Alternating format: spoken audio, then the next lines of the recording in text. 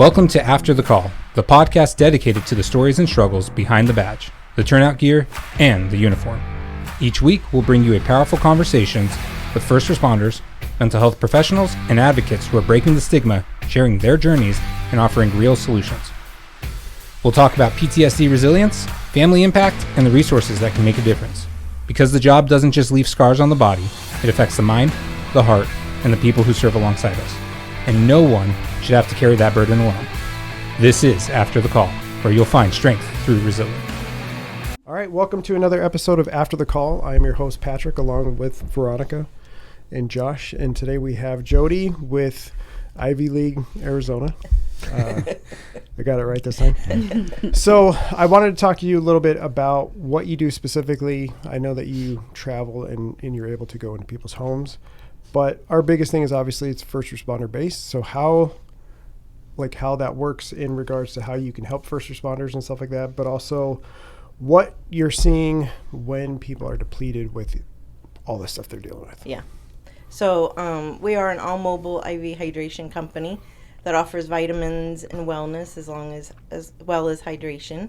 And what we see with people who, especially in first responders, we have a hard time taking care of ourselves first, right? So your tank can get pretty low really quickly. So they say, like, if you're out and about, especially working long hours in the heat, you can lose a liter of fluid within an hour.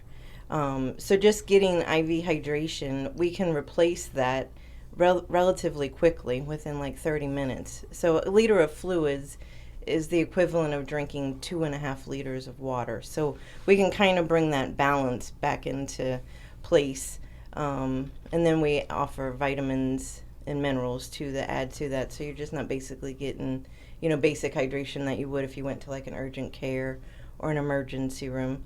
And we actually can see a difference in our clients as soon as their IV, most of the time. If they're really depleted and they go through that IV pretty quickly, we can actually see a difference in them before we even leave. And they can even feel a difference, they feel better.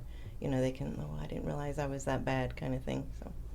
Yeah, because I've been on several calls, where you just, it's hot as balls out, right? Mm-hmm. And now you could drink all the water you want, but the water's not going to rehydrate you or get you the electrolytes that you need. Right.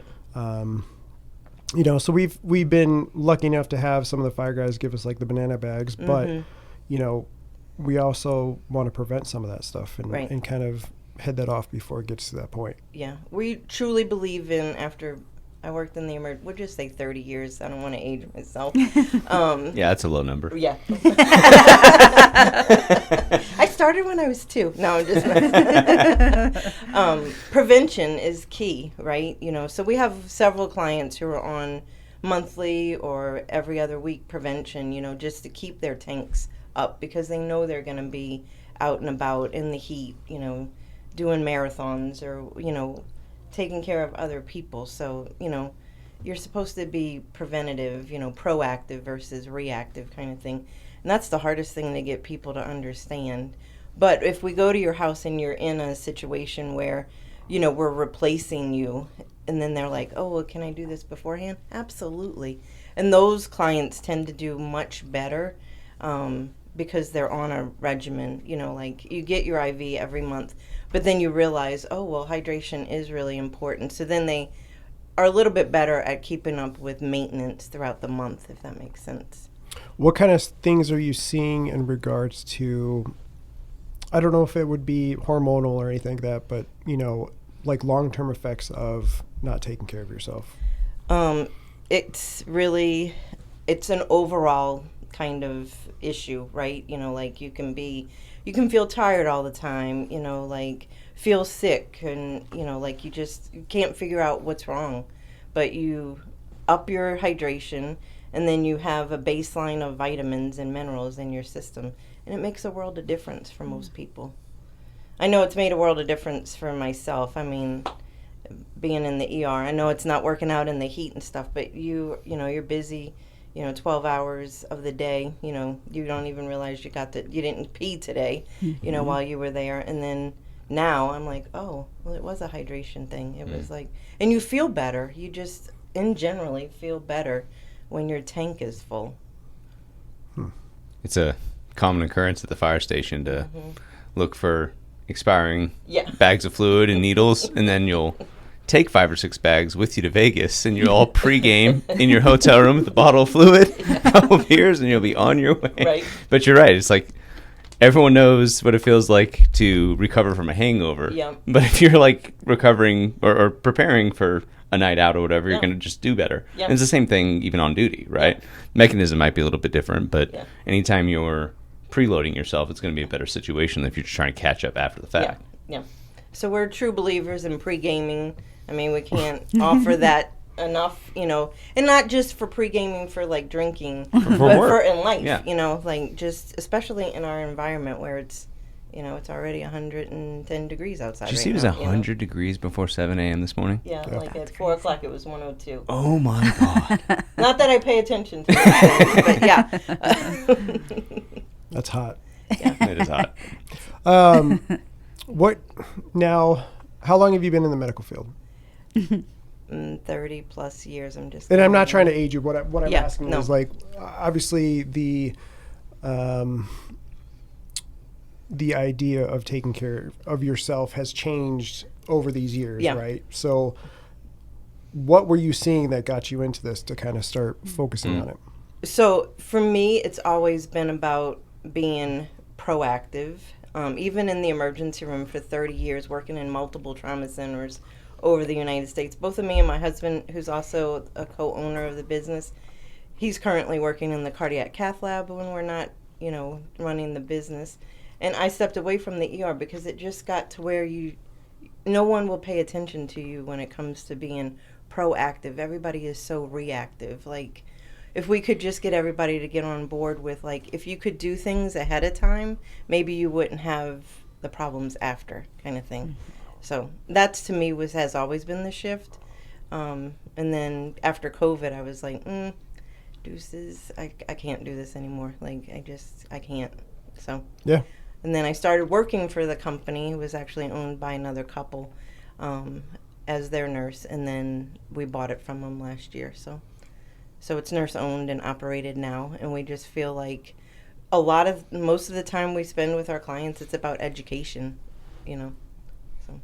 So how long does the process take if you were to be called out to somebody's home? It takes about 45 minutes from start to finish. Okay. It could be less depending on how dehydrated you are, like if you can go through your bag, like that, because your tank is really low. We have some trades guys that, when we go out there, we don't expect them to take 45 minutes, 20 minutes is the top, Then they always run they like to challenge themselves. Oh, well, I went through it in 20 minutes last time. Let me see if I can beat it. It's a race. It's not a challenge that you really want to be proud of, right? But do you ever let them pick their favorite color needle? Before I drag it. Before you drag If you don't, 18 gauges are a certain color versus 20 and 14 gauges. Yeah. Whenever we have a jerk patient, we just let him pick his favorite color. Yeah. Whenever he picks orange, I'm always so excited. Right. The needle's that big. Let me drive this garden hose. Right? Yeah. Well, good. 45 minutes in and out, huh? Yeah. What's the most fluid you'd give somebody? We can give at one time 2 liters. 2 liters one time. So we've done a lot of research. We have a medical director who's a nurse practitioner who's been in healthcare for a long time also. And we just feel like after 2 liters, your tank should be up. Should be. If you aren't, then you probably have some other issues or whatever. So 2 liters in a 24-hour period. Okay. We have gone out multiple on, some clients who've had some, issues going on, whether it be our pre-gamers and then they party a little bit too much, then they get another liter like 24 hours later, but it's 2 liters in and out in a 24-hour period. Always normal saline? Yeah, normal saline's our base, and then we have multiple vitamins and minerals that we can add. So you can actually customize your blend. We also have standard ones, so our most popular is for like pre-travel. We've done a lot recently for migraines because everybody's, migraines are flaring up with the heat and stuff. So we do carry the 3 medications that you would get if you went to the emergency room. I just tell people your bill was a lot less. A lot less. And you got to stay in your own home. Sure. In your pajamas, in your bed, in your dark room, whatever the case may be. So it's the comfort and the convenience of having somebody come to you as opposed to having to go and sit. Wait in line around sick people and all that. Yeah. And then potentially get even sicker. Right? So. Okay, so asking for a friend. Oh, boy. Has anybody ever called you to flush out a kidney stone with IV fluids? Yeah. Yeah? All right. Yeah. Patrick recently had a kidney stone. And he might have come over to my house for a couple of bags of fluid. Yeah. I didn't get to pick the color of my needle, though. No, you didn't. Well, it's because I like you. Well, I want to let you make a bad decision. You didn't call late enough at night. Yeah, that's right. Exactly. You didn't wake me up out of bed to do it. So here's the question. A little off topic. Where's the weirdest place you've gone to administer an IV bag? Like in the body or location? Well, let's say location first, right? We've done. Because apparently there's these cabins that have different themed rooms that you can go to. Yeah, I haven't been to those. We've done some in parking lots. Right. Yeah, I've been to a couple of shady hotels here and there. Oh, shit. Yeah, so that is quite the challenge. We have a team of 5 nurses right now, and it's always like, okay, where am I sending you now? But, for the most part, everybody is normal. All right. Right? Well, if they're wanting something to benefit their health in a proactive way, they're probably a little bit more than somebody's going to wait in the ER because they're so sick and they need some. Yeah, I can see that. Yeah. So this brings up a legitimate question. So with obviously the dehydration and all that other stuff, can you go maybe into a little bit about how that affects like your cognitive behavior, because you're going to start having brain fog or make poor decisions, whatever it might be. So that could be something that people should be paying attention to. Yeah. So dehydration causes a lot of different physical aspects, right? So you're tired, you could be off, you could be standing in the kitchen and not remember like what you came into the kitchen for, or your glasses are on your top of your head and you're like looking all over for them. A lot of people don't realize how important hydration is. It causes a variety of issues. But then one of the medications or minerals that we do offer is glutathione, which is hugely popular right now for brain fog. So it can be added to your bag and you don't even feel like, you're not getting it or whatever. And it's probably the most efficient way to get any sort of vitamin is because we're taking your gut out of it. So your normal dose, if you take glutathione on a regular basis, your gut's destroying probably about 65% of that. Whereas we're giving it straight to you through your IV and it's going straight to your vital organs, your brain being the biggest one. I would say like right now with our brain fog, people trying to prevent, like they feel like they could maybe prevent dementia or long-term, issues with their brain. Glutathione and NAD are our most popular 2 minerals that we offer for the brain. So. I take NAD+. I love it. Yeah. It's amazing how you can, like, people who take it on a regular basis, we'll give it to them IV and they're like, I didn't realize I could feel this good. Right? It's that, like, instant, like, high that, not high, but, like, that you can definitely feel it, like, immediately or, like, 24 hours later or whatever. And the fact that it can stay with them for at least a couple of weeks, they're like, oh, this is what I was looking for, kind of thing. Because like the first area the body takes when it's dehydrated is from the skeletal muscle, right? And then the next is the brain. Yep. And the brain is just a walking, sponge. Yeah. And like, if the listeners have never looked up a dehydrated brain, look up, Google image search what a dehydrated brain looks like. It is not. Drink some water today. Speaking of that. Yeah, man. What other vitamins do you recommend to add then? So we have vitamin C, zinc, which are 2 really good vitamins for your immune system. B complex, those are for generalized energy production and also help boost your immune system.